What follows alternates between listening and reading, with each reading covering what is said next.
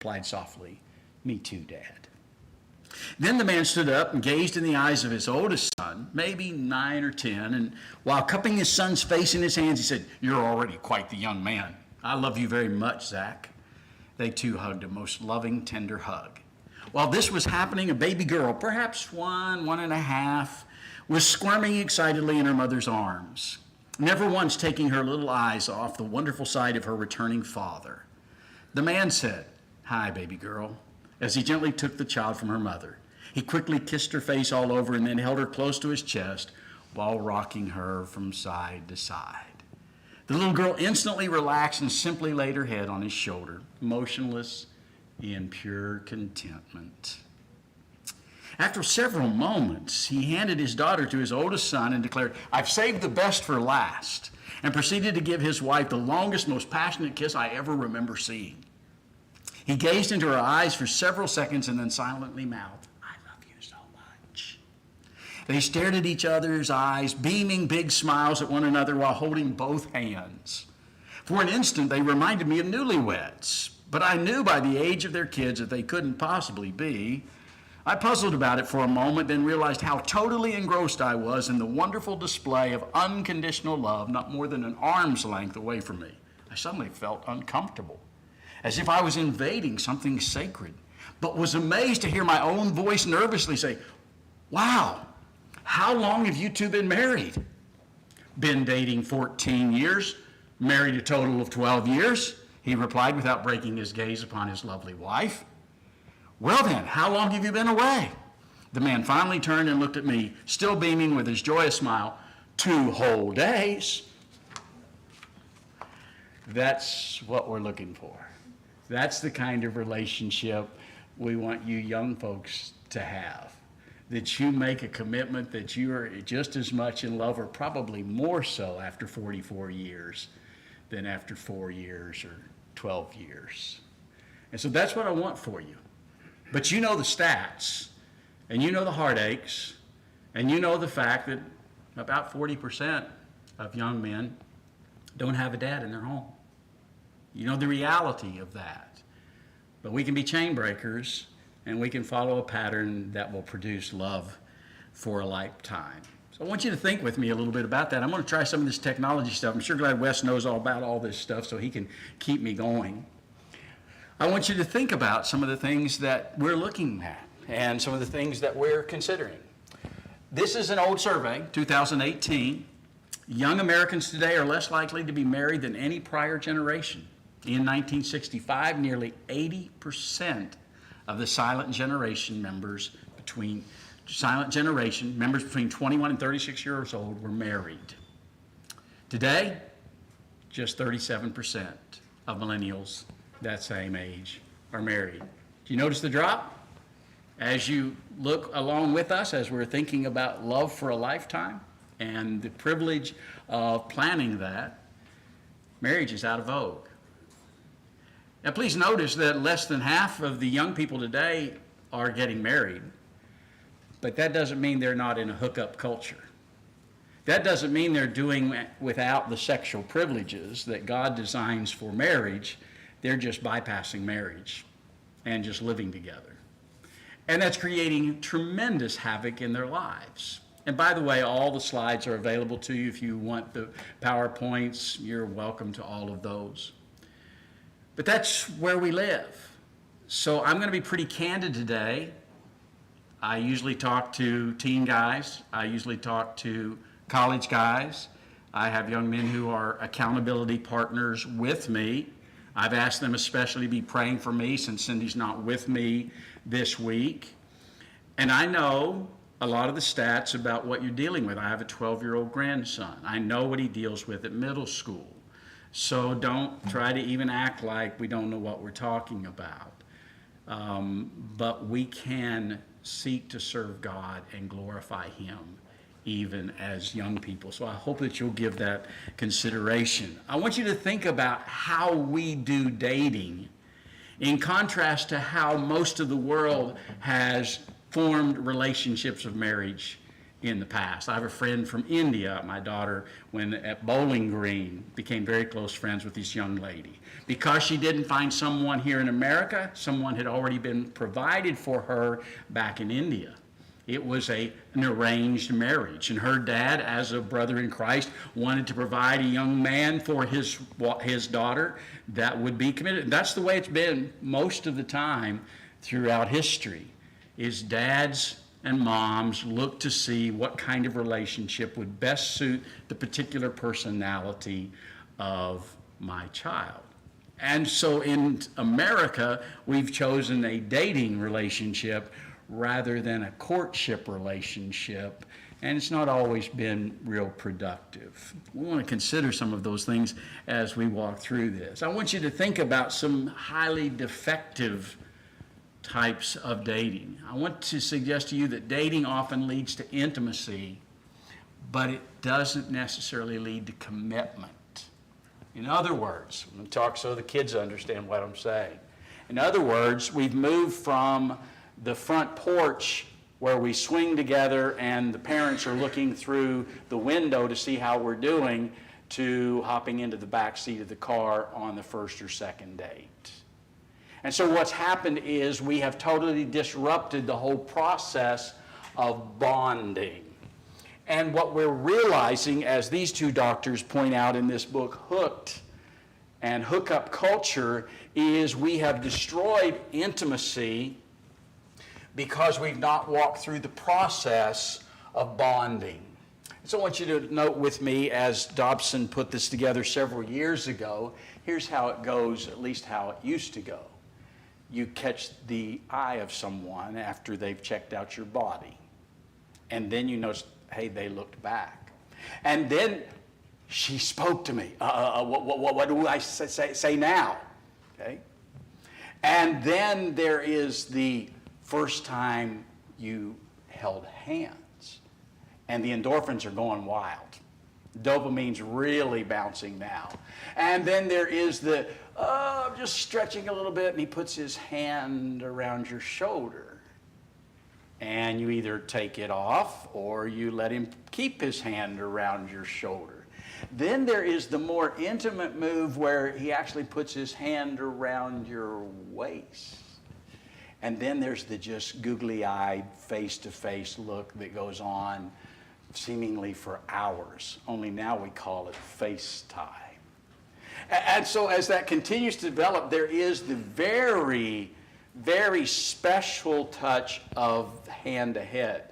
You don't touch somebody's head, even typically a little kid, unless you know them. You know, for somebody to touch your head, that says, I really trust you. And so those are the steps to bonding that will create a bond. You see, the oxytocin, the dopamine, and the vasopressin create synapses in the brain.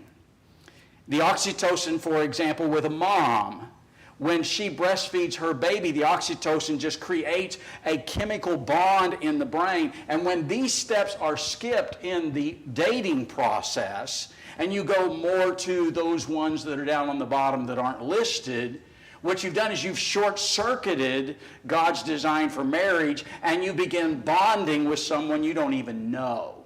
You just hooked up with them. And so you've short-circuited and messed up the wiring which God designed. All those things that I just described in the chemical process, God designed for marriage, so a husband and wife will cleave to one another.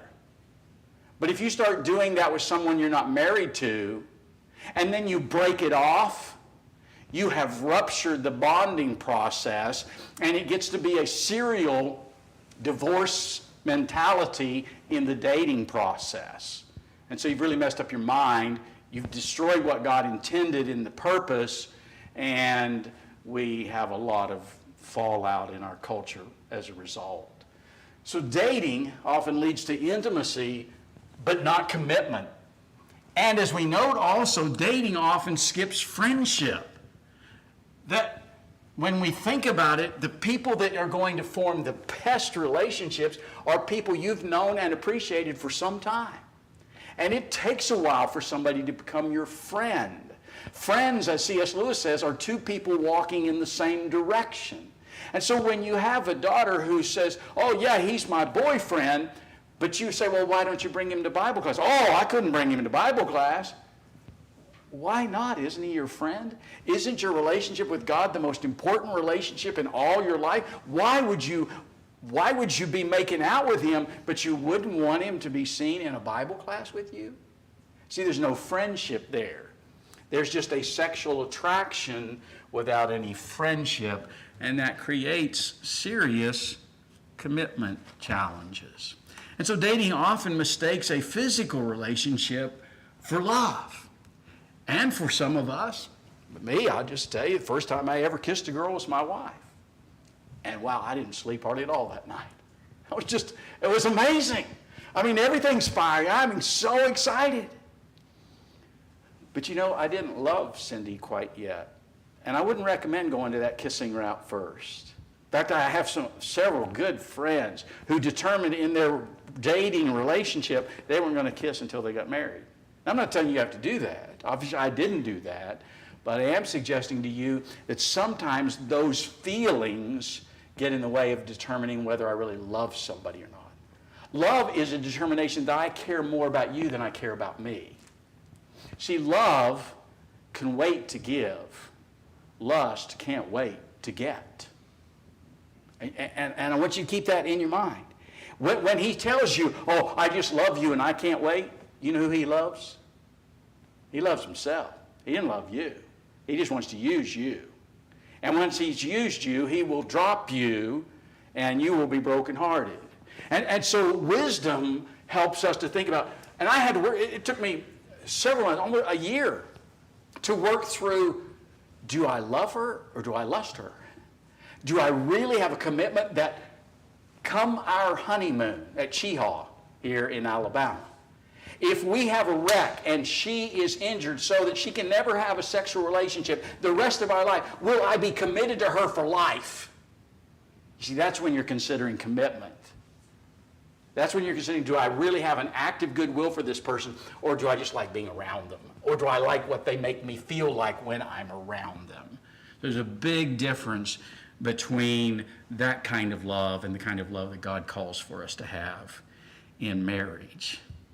So Josh Harris, in his book, I Kissed Dating Goodbye, said, just because lips have met doesn't mean hearts have joined. Josh McDowell, several years ago, did this study. Josh McDowell's always into stats. But as you think about this, and dads, I'd like you to especially kind of notice this. Your primary job for your children, provide and protect. And Dad, I have two daughters.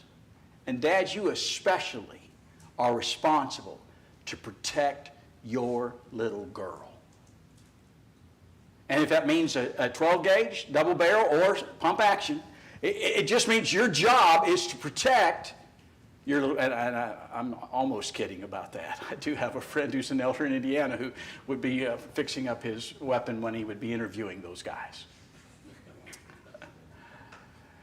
And so as you notice here, Ages of Dating in the book Why Wait by Josh McDowell. And this is about 30 years old, kids. What you kind of just notice, I'm telling you how old these stats are. So just think about how many of them are going to be involved in a premarital sexual relationship before graduation. Well, if they start dating when they're 12, 91%. In fact, where we live, in the middle school, the kids are having sex in the bathroom. Okay? That's where we live. Now, I know that's in the northern country of Tennessee, but that's where we live. And I'd like to suggest to you, maybe in Alabama, you don't live too far from that. And so look at the gap between waiting 1 year before you let your daughter go out with some guy. Do you know this guy? Would you give him the keys to your car? He just comes up to your house, say, I like your daughter. Say, here, take my car. Would you give him the keys to your car? Well, probably not. Would you hand him the keys to your daughter's heart without knowing the boy? Hopefully not. So as we keep looking at that, there's not much change between 13 and 14 years old. 15 years old, a little bit of notice. 16 years old. So some of you think, oh man, Alan, you just blew it for me. I'm only 14 and I was trying to get my mom and dad to let me start dating. Nobody's wanting to hurt you. In fact, in Deuteronomy 6, God says, I give all these rules for your good and for your survival. It's because your parents love you that they say no. And dads, of all people, know what young men are thinking. Don't you, dads? And so as you keep thinking about that, dating often isolates a couple from other vital relationships. A couple things that are really helpful. If you're really serious about, you think you want to marry somebody, spend a week working with her dad. Spend a week at their house listening to the conversations. Watch what's important to them. Watch what they watch and watch how they work. And what happens so many times is in these formative years, we call them teenagers. That's a pretty new term, by the way, if you want to Google it. Teens is not a very old term. That this era of irresponsibility between 13 and 21, which didn't exist in the 1700s, that we have basically indicated that if you spend, I got my phone this morning, told me I'd spent 2 hours of screen time on average last week on a day. Young people on an average today spend over 5 hours a day in screen time. So much of your time is spent with Twitter or Facebook or hopefully not TikTok and some other violent social medias. But you don't really get to know someone simply by seeing them on a screen. You can Zoom all you want, but you don't really see the facial features. And so vital relationships, things I need to be doing as a young person, needs to be considered in all of this. Relationships with parents, grandparents. Some of the joys that I have is when Cindy and I would spend time with my grandparents. I can remember being up on this hill back in West Virginia where I grew up and helping my grandpa mow his remote cemetery and sitting down, eating a sandwich and asking him, well, tell me about what I should know about marriage. And what do you think of Cindy? Well, before he ever met her, she was on the tractor and I was cultivating the potatoes. And so valuing the perspective of grandparents, you know between your age 14 and 20, your parents are blooming idiots. But then you realize when you get to be about 23 or 24, it's amazing how much your parents have learned in the last 2 or 3 years. And so if it's not your parents, look to somebody else who you can talk to. Look to somebody else. And young people, if you see somebody you think has a good marriage, you said, can I interview you? Can I talk with you? I see that you love your wife. I see that you love your husband. I see that you cherish one another. I see that you have a relationship that glorifies God. Can you help me with this? If you're spending all your time with googly eyes looking at that guy on the screen, you're not going to have time for those vital relationships. Time for Bible study and spiritual service is often sacrificed because of your dating relationship. So dating often distracts us from preparing for adult responsibilities. Would you look in 1 Timothy 5 and verse 8? I don't think it's going to come up on the screen here, but in 1 Timothy chapter 5 and verse 8, if anyone does not provide for, how's that go? His own, especially his own, now you're having to check it. I love that. His own household, he's done what? He's denied. Thanks, Perby. He's denied the faith and is worse than an infidel, if you're reading King James, worse than an unbeliever. First responsibility, guys. Did you hear I said guys? You know, I have a friend who pointed out to me when it says, if any does not provide for his own, how have we always read that? If any man does not provide for his own. Isn't that the kind of the way we learned it? Actually, if you look in the text and you look in the original language, it's if any. It's anthropos. It's man or woman. You don't provide for your own, you are worse than an unbeliever. It's first order of responsibility, guys. I'm going to kind of go to the guys. Is what? If you can't provide for her, you're what? Not ready for marriage. Now, I understand there is the PhD, and I have friends who've done that. If you don't know, the PhD is the post-hole digger. The PhD is the put hubby through. Okay, I understand how that works sometimes. But if you'll go to a cemetery where people 100 years ago got buried, what you'll almost always notice is the guy is about 3 to 5 years older than the girl. Almost always. Did you ever wonder why? It's because her dad said, if you don't have a place, if you don't have a cow, if you don't have a pig, if you don't have some chickens, and you don't have a mule to till, then you're not ready to marry my daughter. Because your job is to provide. Ha! And so getting ready for marriage is going to take a lot of work. Being ready to provide is important. I have a friend, Alabama friend, taught me in psychology in college. He said 2 people can live as cheap as 1. Just half as long. So at some point the money runs out and living on love gets kind of lean.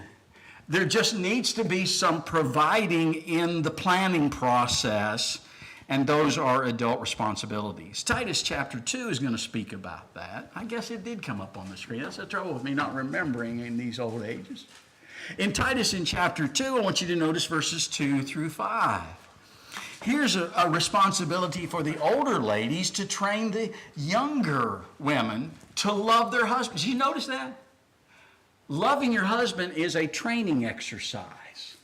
In some ways, it is not going to come naturally. And young ladies, please be advised that if you're trying to get away from your dad, you may run right into his arms because your husband's going to be a lot like him.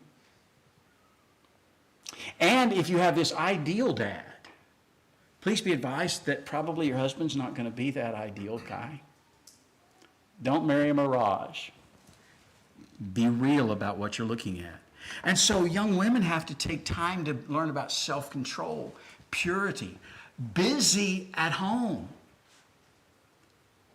Busy at home. Home makers, home workers. Young lady, hear me. My wife's taught school for a long time. But first and best, she serves at home. That's her first responsibility, family-wise, as a precious daughter of our King. Working at home doesn't mean you don't work somewhere else. If you read Proverbs 31, this wise mama is telling her son, look for a woman who's very industrious, who's very much involved in the real estate business. And so we're not saying women shouldn't work. Any man who's had a wife, had surgery, and had to take care of little kids knows my wife works. And so we have to learn to do that. We have to learn how to provide what is needed in a family, a worker at home. So courtship is for young women who've prepared themselves to be wives and mothers. I want you to think about this for a minute. Why would I be dating someone I have no intention of marrying? Why would I be so intimately involved in this relationship when I don't have any desire whatsoever to marry that person? Are you toying with some young man's emotions? What are you doing here? And so youth is a time to have fun. Rejoice, O young man, in your youth, and let your heart cheer you in the days of your youth. Walk in the ways of your heart and in the sight of your eyes. But know that for all these, God will bring you into judgment. Therefore, remove sorrow from your heart and put away evil from your flesh. From childhood and youth, they're vanity. I have a young lady I think didn't like me very much for a while, maybe still, because she, and I can't give you more particulars, she and somebody I'm very close to were dating, but he wanted to play golf. I said, play golf. Play every day. Play golf. Hit that little ball as long as you want, as hard as you want, as far as you can. Just keep it. Because until he got the golf out of his system, he wasn't ready to be a husband. Because a lot of what happens is women are looking for men and they find boys who are simply playing games. Now the games get more complicated and more expensive, but you marry a boy and he stays a boy and he just plays his games. That's not what marriage is about. Now, it doesn't mean that guys don't need to take the weekend and hit a ball or shoot a deer or whatever it is that you need to do. But it means that your commitment is to her, not to your own entertainment. As we think about dating, it can cause discontentment with singleness. There's a lot of pressure, particularly from the social media. Are you in a relationship? And if you're a young woman, particularly if you're a young woman, and you can't click, I'm in a relationship, oh, well, you're the scorn of all of your peers. Shut it off. Don't listen to them. There is a great value in being a single Christian who's devoted to serving Jesus Christ. And when I presented this up at the East Side, there was about 120 kids in the congregation there in Bowling Green. And one young man who's about 30 said, amen, it's okay to be single. And there's a whole lot of things you can do as a single Christian that you just can't quite do anymore once you're married. And Paul acknowledges that in 1 Corinthians chapter 7. He says, I would like you to be free from concern. An unmarried man is concerned about the Lord's affairs, how he can please the Lord. It's okay to be single. Be content with that. And if there's a present distress in your life, you need to just stay single until you're ready. And it's okay to wait. And most young people today are waiting well into their 20s, if not 30, before marriage. But unfortunately, they're not always waiting for that sexual fulfillment. And so dating is going to create an artificial environment for the evaluation of character. My dad said this when I was a kid, he said, you'll never get married. My manners weren't that good at the table. Didn't do well, So he was just shaking his head that because you're so poor-mannered at the table, nobody's at one date and you're done, buddy. And so on a date, I'm trying my best to impress that girl. I'm trying not to slurp or burp or any other thing like that. I'm trying not to spill things on myself. I'm trying not to dump things on her. I'm really trying to behave. I'm watching my language. I'm being careful what I look at. I am on display here, and I got to look good. But does she see the real me? No. And so it creates an artificial setting. And you know what a lot of young people do? We're going to go on a date. You know what they do? They go to a movie. And yeah, he tries the reach around the arm thing that we talked about earlier. But how much did they learn about each other at that movie? Not a lick. But that's what they call a date. You know what intimacy is? Intimacy is into me see. If you want to write something down, that'd be worth writing. Into me see. I want you to see into me. I want you to see who I am as a person. I want you to know me personally. I want you to know my heart, my feelings, my heartaches. Into me see. Young ladies, there's so many young men who abuse you because they have no clue what intimacy is.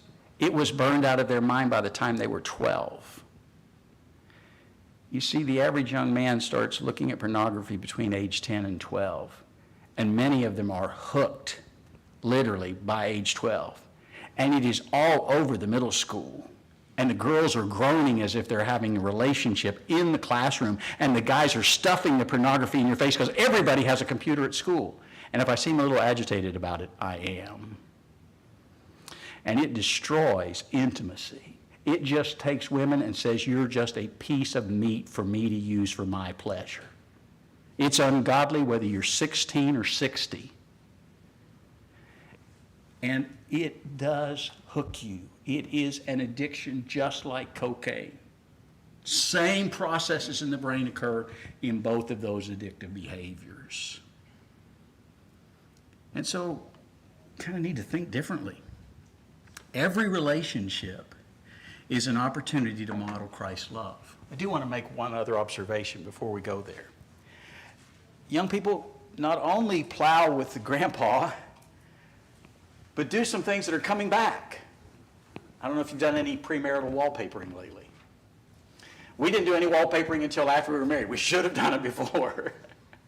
But try putting up some wallpaper together as a dating couple. And if that's not your thing, just start canoeing some rapids. In the same canoe, both of you, okay? And I know what happens because the woman gets dumped out and she takes that canoe and she flips him out too. So these are things where you're having to work together and it's difficult and it's hard and you're stressed. And it shows how compatible you are. So look for activities that are going to put you to the limit in regard to your compatibility. We need to think more about others than we think about ourselves, not looking only to our own interest, but to the interest of others. We need to have an attitude like Christ. You know, I tried, but I know deep down, really, when Cindy and I got married, I didn't really love her as much as this description gives. I think I do now, but it's a lifetime of learning. And so, as we think about the challenges that you face, and I'm talking about middle school kids, it is God's will that you should be sanctified, that you should avoid sexual immorality, that each of you should learn to control his own body in a way that is holy and honorable, not in passionate lust like the heathen who do not know God, and that in this matter no one should wrong his brother or take advantage of him. The Lord will punish men for all such sins, as we've already told you and warned you. Young men, don't take advantage of her. Don't press her for something that you know is not right and she knows is not right and is going to wound her conscience and wound yours and ruin a relationship. Love can wait. It's lust that doesn't. So it's really important to learn self-control. Ephesians chapter 5 is going to speak to that as well. But among you there must not be even a hint of sexual immorality or of any kind of impurity or of greed, because these are improper for God's holy people. Nor should there be obscenity. Listen to how he talks. Listen to how he talks about women and girls. And ask him to have free rein to see everything he looks at on his computer and his phone. If he won't give you unfettered, unrestricted availability to see everything he's looking at, you can be pretty sure there's a problem there. And men and young men are really good at lying about that. If you need some additional help in that regard, be glad to recommend some resources. Listen to how they talk. No obscenity, no foolish talk, no coarse joking, which are out of place, but rather thanksgiving. For this you can be sure, no immoral, impure, or greedy person, that's an idolater, has any inheritance in the kingdom of Christ and of God. While we speak briefly about pornography, it's not just a guy problem. And if you need help, ladies, I know some young ladies who have come through that journey and they'll be glad to help you. It is a guy problem, but it's also a girl problem. And it is the pandemic far greater than COVID that plagues not only this country, but the world. So courtship is going to show more of the relationship of Christ. I want you to think about this pledge. I'm asking you to make this pledge. Parents of my date place their trust in me. I will not violate it. I will respect this young lady as I expect other men to respect my sister. This young lady will be a wife and a mother someday. She must be an example to her children and the pride of her husband. I will help her to be as pure as I want my wife to be. Our date today will be someone's mate tomorrow. And again, why would you be dating her if you don't have intentions of marriage? Is it simply a social commitment? So intimacy is the reward of commitment. One does not need to pursue a romantic relationship before preparing for marriage.